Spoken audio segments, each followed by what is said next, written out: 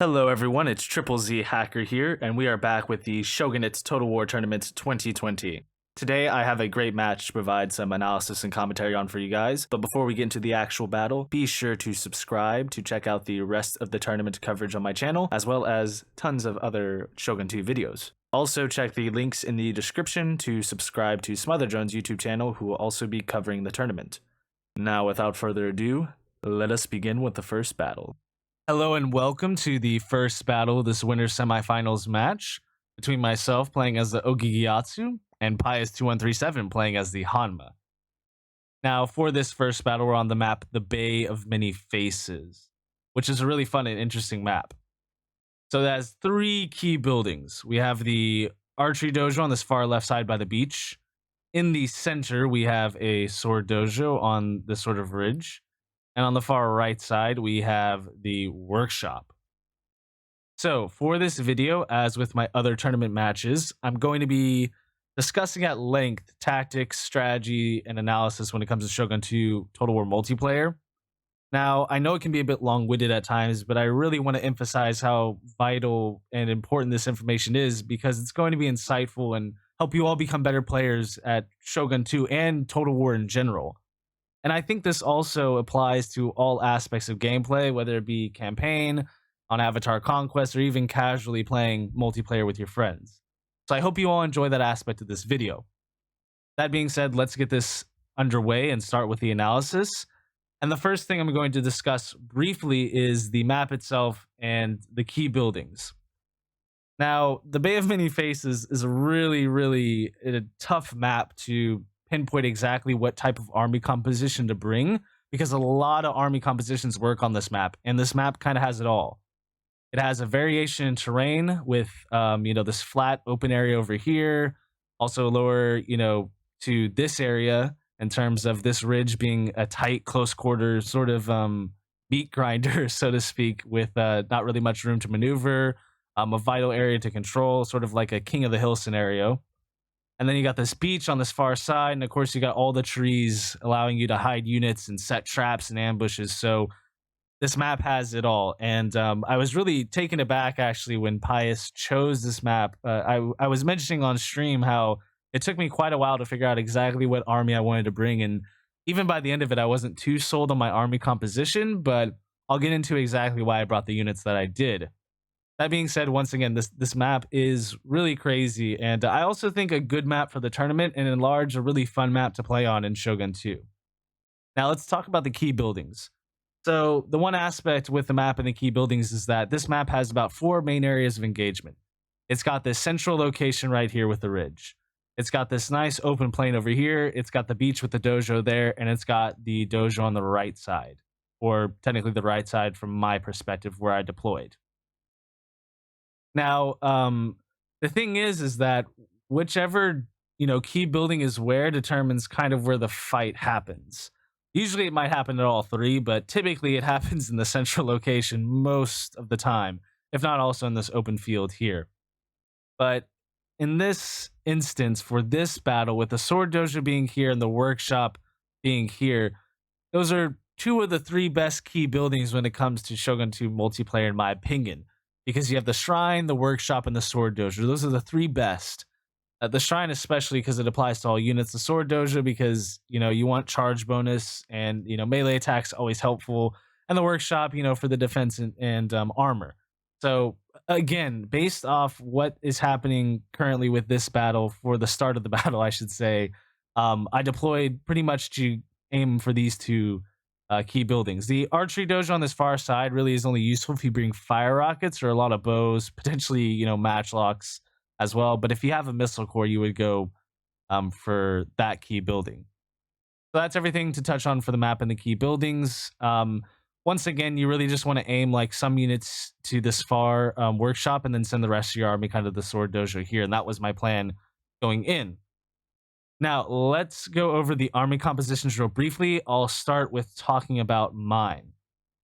So my army is a pretty balanced army. It's just lacking missile units, which I kind of feel like aren't too prevalent, or at least deserving of being in land battles most of the time, unless there's a significant aspect that the terrain, provides, whether it be super high ground or possibly like a river crossing, things of that nature. Or maybe it's just like a wide open map and the key buildings are kind of spread out, so you kind of want to skirmish a bit. Again, it depends on your play style, but typically I like to play with a balanced army with little to no skirmishers, some skirmishers, depending on the opponent I'm playing. But coming into this match with Pius, I kind of knew that he liked bringing a lot of cav. So as you can see, based off my army, I brought a core Naginatas. And the really great thing about Naginatas is, of course, the Naginata Samurai in particular have a ton of melee defense, armor, and they also have the bonus versus cav. They also are pretty tanky and beefy, so they can hold in the front line. I brought the Naginata Warrior Monks just because of the War Cry ability. They also have a great melee attack and tons of morale, so they're really great auxiliary troops. They like to plug into the gaps of the front line and even flank around. You can at least flank with infantry using monks pretty much more often than not. And of course, they can support your cav well too in cav fights because of their bonus versus cav as well. Now, I brought the Yari Samurai because of the rapid advance ability, being able to go to the key building really quickly. The Yari Ashigaru is just cheap, really cost effective unit and serves a bunch of different functions. The Yari Ashigaru, of course, has the great bonus versus cav, so they can help my cav in a cav fight. They're also able to protect my general in the back.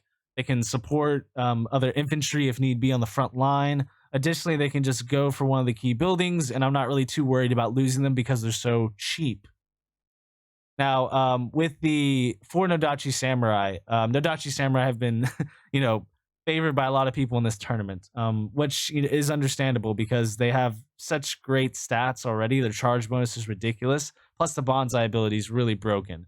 So the charge bonus here really means that they're a frontline unit. You want them to charge in and take the initial, combat, so to speak, and that's why I have them there. And four of them is pretty standard. I mean, you can kind of go for more, but at a certain point, again, there's a diminishing return if you don't use them correctly. Now, with the cav I brought 5 units of cav. I got 3 Yari cav and 1 Great Guard, and then a light cav. Now, the Yari cav, of course, just standard anti-cav, also can hammer and anvil, things of that nature. The Great Guard, of course, just beefy stats. They're a bit expensive, but at the same time, they can help support cav in a cav fight. Really good, and just all around great cav unit. And then, of course, the light cav serves a ton of functions for being so cost effective and cheap. They have a decent charge bonus, so if they charge into any cav, they can do damage at least in the initial charge. They also scout, so again, that's kind of why I brought them. And I like this army composition because there's a lot of units. It has a variety of things it can do. The only problem is it's lacking in skirmishing capabilities, which I didn't expect my opponent to bring many skirmishing units. Hence, that's why I brought this army. Anyways, that's my army composition. Now let's go over to my opponent's army composition for the Honma, played by Pius once again. As you can see, Pius really, this army composition is actually pretty scary. It's a really scary army composition. 5 units of cav, 4 Yari cav, and a Great Guard. That's really an elite cav force right there. If you replace one of the Yari cav with the Great Guard, sure, but the cost is just too much. But once again, just tons of cav. 5 cav is kind of the max cav. I would say at a certain point, you're just pushing it, and you get diminishing returns. The other thing, of course, is we have all the katanas and the nodachis. Once again, this is a rush army. It's a bit of a hybrid rush army, but it's really a rush army, and it's dangerous because all these swords, and then you got the 3 Naginata monks. So once again, those Naginata monks serve as anti-cav. They're also really good in prolonged melee, the morale, like I mentioned. So all these units are kind of working really well together in terms of playing aggressively and rushing. There's not really too much downside other than there's just a lack of units in total, but at the same time, there's still enough units to pose a really significant threat. And certainly this army composition does scare me in terms of what I brought. And I really think Pius does a really great job of putting armies together. And I think if you want to kind of play aggressively and have a rush army style, I would emulate something like this. Not something where there's just like two different units, like all Nodachis and all Katana, Cav. But I think something to where it's like there's a mixture of units, but they all function very similarly, and they can get the job done in terms of actually, just harassing really quickly and just enveloping your opponent's army. So there you have the army compositions. Now let's go into pretty much my strategy and thought process and the deployment of my forces. So for my deployment, I pretty much have most of my infantry clustered up right here, going straight up for this hill. Now my Yari Samurai out on the right side here of my army, pretty much just to rush over this way and go for the workshop. That's all the Yari Samurai are gonna do. They're not really gonna do much else. At least that was the plan. I have the Yari Ashigaru in the back here because you don't really want them in the front line, and they can protect the general if need be. And then, of course, I got some cav hidden in the woods here, just in case. I don't really want to reveal to my opponent exactly what units I have, and same thing with this cav here. And the 3 cav on this side are pretty much to just engage anything that comes this way or support my main army. These 2 cav over here are pretty much going to support the Yari Samurai just in case they need help securing the workshop. So once again, you kind of want to have certain units supporting each other, and you can break your army up into smaller sort of divisions or groups, but at a certain point, you want to be careful, and you don't want your opponent to sort of concentrate all their forces and take them out one at a time. Anyways, that's kind of my deployment, and I think that's most of the analysis and tactics I can really go into at this point. So let's get the battle started. And of course, I'll fast forward just a little bit. But one of the things I have to mention is that this battle is crazy, and battles happen crazy fast in Shogun 2. So right off the bat, again, I'm just heading up this way. Pius, of course, coming right along as well. And right here, I think there's a mistake on Pius's end in terms of just the deployment. This Yari Samurai over here. Once again, I mean, it's deployed in a decent area, but this key building is the wrong key building for the army that Pius brought. He has no missile units. There's no need to capture the archery dojo. So why bring the Yari Samurai over here? You can instead bring them maybe over here and have them rush straight for the sword dojo or even rush for the workshop. So I think just a misplaced unit there, and something you guys all want to consider sort of when playing multiplayer is you want to make sure every unit is positioned in a place in which they can benefit and support your plans and the goals you want to achieve. And I just think that's not something that's going to help Pius in this battle right away. Anyways, let's resume. So I bring my Yari Ashigaru over this way because I see all this cav by Pius rushing out over here. And this is one of the things about Pius that I think I admire, but also something you can take advantage of, or at least an opportunity that, or sorry, not something in which my opponent made a mistake that I could take advantage of.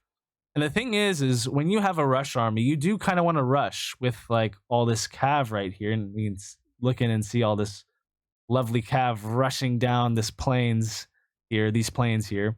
But pretty much, yeah, once you rush with all this cav, you want to harass and sort of throw your opponent off guard. And when you have a rush army like this is definitely a good tactic to employ. The only problem is that you can get caught being too aggressive. And that's something I wanted to plan on doing. So you're probably wondering, why is this light cav unit rushing out to meet all this cav here? Foolish, right? Well, no, I'm going to pull back, and pretty much this is what I would call like kiting, but without the bow cav or like a missile cav unit. But pretty much just like setting them as bait, luring all these cav units into this trap here, all 4 of them. So you can see there's even the 5th one over here, the Great Guard. There's a little bit slower than the Yari cav, but yeah, I got this Yari Samurai over here, so they're not discouraged to come over here. And boom, I reveal all this cav right here, charge in on this side, and then of course I have the trap right here, my 3 units of cav rushing in. And we're going to pretty much envelop this cav here. And you guys can watch the action for yourself. Look at that. It's a little bit of a downhill charge right here. And there's just a huge, huge cav fight right here. Look at all these horses. These brave Yari cav fighting one another, spear to spear. And of course, got the Yari Samurai over here.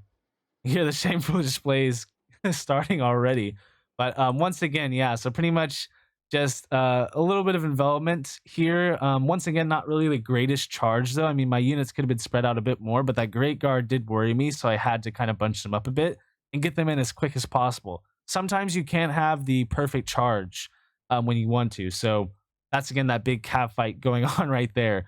Of course, this battle happened so quickly. There was a lot going on. So I have to rush over to here because this is a huge mistake on my part.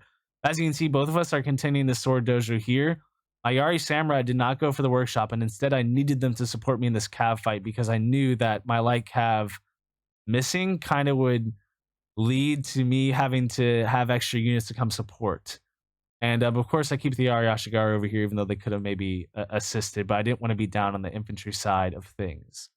Anyway, so we play here, and we got all these Nodachis right here just standing here, and they're the ones that get charged by monks.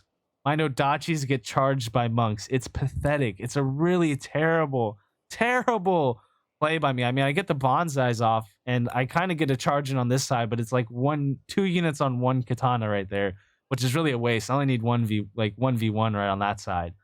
And so again, we got this huge infantry melee going on right here. Of course, I'm going to pause the video real briefly. Again, this battle happened super quickly, so I'm trying to pause several times to provide all the analysis I can.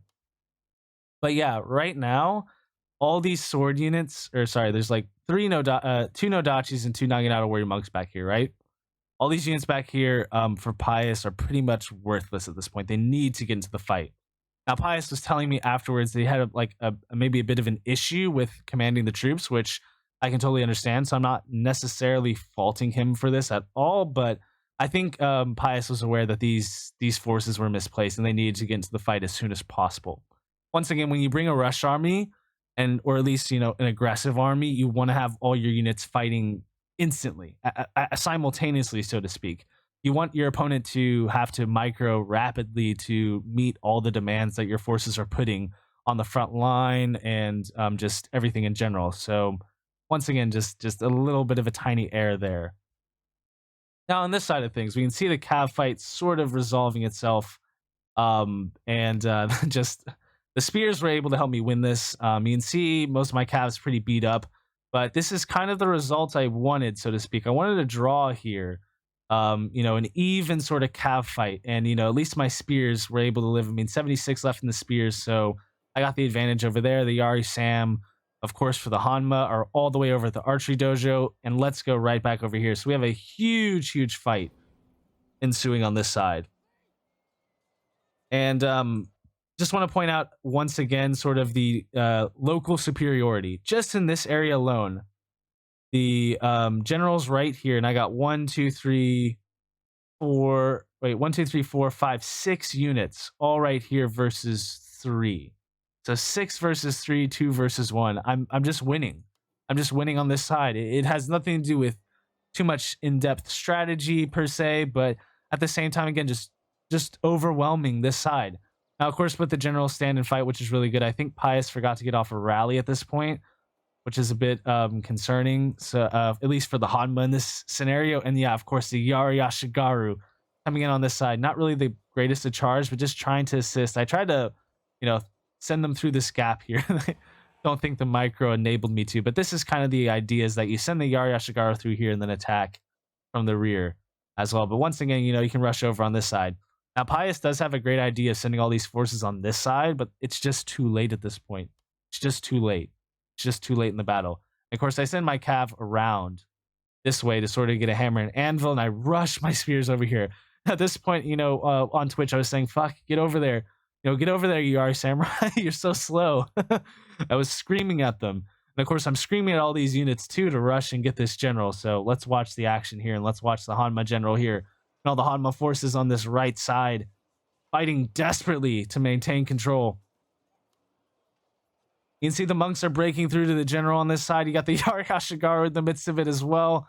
The general's bodyguard holding off bravely. And of course, on this side, the Ogigayatsu, my own Nodachis, are getting overwhelmed by just a swarm of monks and Nodachis on this side. So it's both flanks are collapsing for either of us, but at the same time, I'm getting right to the general. And you can see just Naginata's running through here straight in the sword dojo. I mean, you got the perfect view if you're just sitting in that window watching it all. But yeah, I mean, it's just too hard to tell what's happening. And of course, here's a valiant effort by all these monks rushing to my general, but just in time, I get all my infantry back over on this side. You can see the Honma general has already fled from the battlefield. And now, of course, the remaining cav rushing in to support, getting a little tiny hammer and anvil. And there you have it. That is the first battle. So this battle lasted about 4 minutes. 4 minutes.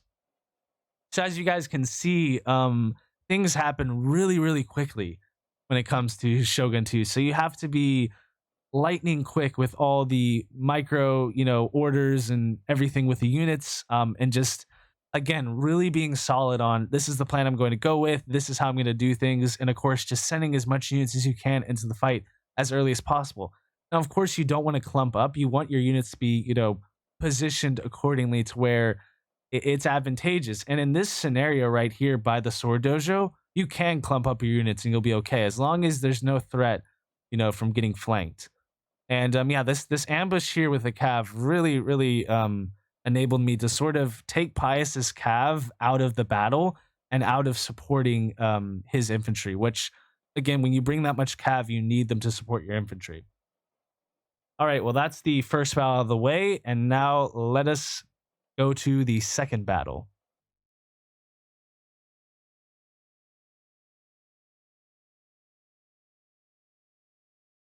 For the second battle of this match, we're on the map Koyasan Temple, which is one of my favorites and the reason why I chose it for the second battle. Now, this map has, of course, been featured in a lot of my videos already, so I'm not going to go too in depth with the analysis and strategy of it in terms of how I approach it, but there are two key buildings. So we have the workshop down on this little ravine area, and then over here we have the sword dojo kind of in the center of the two deployment areas. So for this map, one of the things to keep in mind, of course, is the trees, being able to hide units and stuff. And for my deployment, I pretty much usually put all my cav in these trees over here. I have some Yarashigara actually with them, and I'll get into the army composition in just a second, but pretty much going over my thought process on how to approach this map. You really want to go for this key building mostly because most of the battles usually occur right here. In this area, sometimes there's fights over this key building depending on how good it is, but of course in this case the sword dojo is probably the better of the two between the workshop and it, but then again the workshop's still really good, so it's just kind of out of the way, and this is like in the central location of the map. So definitely bringing all the forces here to have the engagement, or at least take this key area. And the reason, I'll put the cav over on this side is because if you can get them up on this high ground, you can have like a downhill charge swinging this way, especially to into your opponent's sort of left flank on your right side. Anyways, I also put like one or two units on this side, typically to take that key building. So that's kind of my thought process on approaching this map. Now for the army compositions, this time we'll start with the Honma. And so Pius here brings a really interesting army composition. One of the biggest things, of course, is the 7 cav units. You have light cav, and then you have 6 Yari cav. 6 Yari cav is a ton. It's crazy. And then on top of that, of course, you still have all those katanas, nodachis, and warrior monks. So it's a bit lacking in terms of overall units with the infantry. But again, 7 units of cav is quite a bit to deal with, and can certainly be daunting to face. At the same time, I think this is a huge error on Pius's part with this army composition for this map specifically. I really don't think 7 cav works on this map as much as it would, say, on rice fields, or maybe even on the the flatter open maps, so to speak. Because this map just it's too close quarters, especially with the dojos where they're located. You typically, it would be better to have like 5 cav units, or maybe just less. I think 7 is a bit pushing it, but again, it's still a possibility that this army composition could work. So, and it's certainly a challenge to deal with that much cav. Now let's go over here to my army composition, and so pretty much once again I brought a standard sort of balanced rush army is how I'd put it. I mean, I have the 3 katana samurai, the 4 nodachis. I got the 3 naginata warrior monks. I switched out the naginata samurai for the katanas because I was thinking that Pius maybe would bring a lot more infantry this time, and of course, lo and behold, he brings a ton of calves. So those katanas are.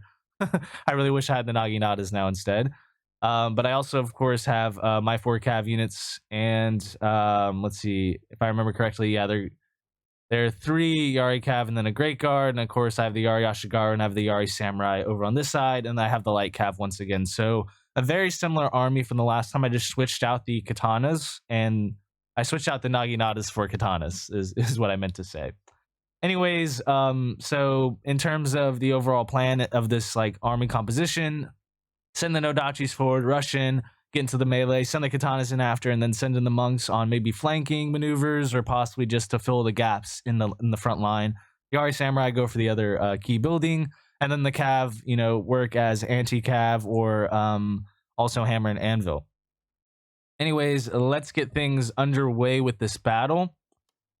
So right off the bat, of course, both of us begin rushing over this way. I send my light cav out really early. There's no really point in hiding this light cav here, and I can already see the light cav of the Honma rushing over this way, so I send them here to the workshop to support my Yari Samurai. At the same time, Pius here did an excellent job of just advancing steadily with all these forces. He's got the cav on this side, which is actually really, really scary, having all this cav over on this side in my position, because this cav can sort of go through this gap possibly between the dojo and these trees and maybe come down this way and flank around. Also, too, having extra Yari cav over here to support this fight is definitely scary because my spears are not quite there yet. They'll eventually get there, but still, I want to close up this area so that this cav doesn't get behind where my front line is going to be. Anyways, we'll keep things going. So right, my cav, of course, is moving steadily. I kind of have them walking so that they're not hidden, but now I of course, have to move them away because I have to react to what's happening here, which is, of course, that my light cav just got hit by my light cav. Was not a good micromanagement effort on my part. So I just ended up losing a light cav unit to another light cav unit, and it's a very bad, yes, a very shameful display. Very shameful display. Of course, my Yari Samurai get over here and planning to try to trap the light cav here. I also tried to get the Yari cav, but was unsuccessful. Still getting the light cav out of the way kind of evens things up. Of course, I now have my cav over here on this side. And this battle, again, happened really quickly, so I'm going to be pausing a couple of times. But there will be tons of action to get into. So, of course, I have my cav over on this side reacting to this cav. And then over here, I have my cav sort of rushing out. I mean, you got Naginata Warrior Monks here, so can't really rush forward. You got 3 cav units over here, Yari cav. So the best thing to do would probably swing in and just hit these swords or possibly retreat the position. And I think in the end of the day, I just swing in right here with these swords. Of course, I have the Naginata Warrior Monks in the front to prevent this early cav from engaging. At the same time, I mean, I'm just chasing 1 Yari cav unit with 2, which isn't really good. Of course, I stop and I have the Yari Samurai. I need to send them to this workshop, and I don't remember if I do or not, but here we go. Here's the cav charge right here. He's coming in. Let's see if I charge back. Just in the nick of time. Not really the best to charge. And this pullback right here did not help Pius one bit. But of course, one of the big things is you need infantry support. You can't have, cav without infantry support. And these 2 Naginata Warrior Monk units are too far away right now. And so I got kind of warrior monks in the area. At the same time, of course, all this cav over here, I'm just kind of chasing them away. Getting them away from the main battle. And I mean, this Yari cav is now not miles away, but so far away from the main fight that it's going to be hard for them to get back into the battle in a meaningful time. I mean, they can go for my general, which is definitely scary, but of course now I have the bonsais go off with the Nodachis and we rush into the melee. Got a cav fight over here between my Great Guard and a Yari cav versus 2 Yari cavs, so that should be a victory for me. Again, the Yari Samurai here just sitting there. More micro on my part, but so much stuff is happening, so we can get into some of the action here, and then of course watch the front lines collide here. You already got the monks and the Nodachis, and there come the katanas right in, and this is just a long front line of very similar looking units, all with their white, so to speak, armor. And of course, this is really good right here by Pius to bring these Naginata Warrior Monks around on this flanking effort. Really, really nicely done. Over on this side, of course, I have my general and stand and fight, so I'm really worried about this Yari cav, but on this side, it looks like I was able to deal with the cav of the Honma, and now all that's left is several units over here. You got 2 Naginata Warrior Monks, of course, my Yari Ashigaru just over here chasing the cav. But right here, one of the most important things was just the number of units in the center. You got 1, 2, 3, 4, 5, 6, 7 for the Honma, but you got 1, 2, 3, 4, 5, 6, 7, 8, 9, 10 for the Ogigayatsu on my end. So that's really a crucial thing. I mean, you can count 8 here, but they're not fighting currently, and maybe 9 if you include the cav. But of course, you can add my cav, and so you can just see it's a numbers thing at the end of the day at times, and it's a little. I mean, especially with rush armies, right? With rush armies, it becomes kind of a simplistic view. I mean, it's a bit reductive to say it's just all numbers. Watch some action here for you guys as well.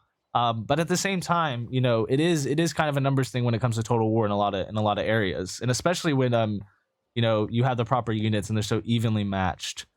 Yeah, you can see this cav charges right into my general. I of course bring my cav over here, and then we got the Naginata monks coming into the support. You got more cav coming in from the Ogigayatsu on my end. I think that might be my Great Guard there, another Yari cav unit. You got this Yari samurai rushing over, and boom, just the whole front line begins to collapse right here. It's just a complete mass rout in the center. On this far right side, of course, it also collapses too, and we head for the general. And this was insane. I mean, just the entire time all this cav was running around and going everywhere, I was freaking out, trying to deal with it all. So Pius definitely put up a crazy fight. And of course, you can see the Honma general running away. And there you have it. This battle, again, super quick. So I was able to provide a lot of analysis and stuff. Anyways, it was great fighting you, Pius. Really good battles. I enjoyed our match quite a bit. And it was great commentating it as well and providing some analysis on it. It was truly just a brawl, so to speak, and really quick but thrilling battles. So I really hope you do well in the losers bracket, and of course now that means I'm advancing on to winners finals, which I'll have that video out shortly for you all. Anyways, thank you all so much for watching. I hope the length of this video wasn't too long to bore you guys, but please stay tuned for more tournament coverage coming out soon.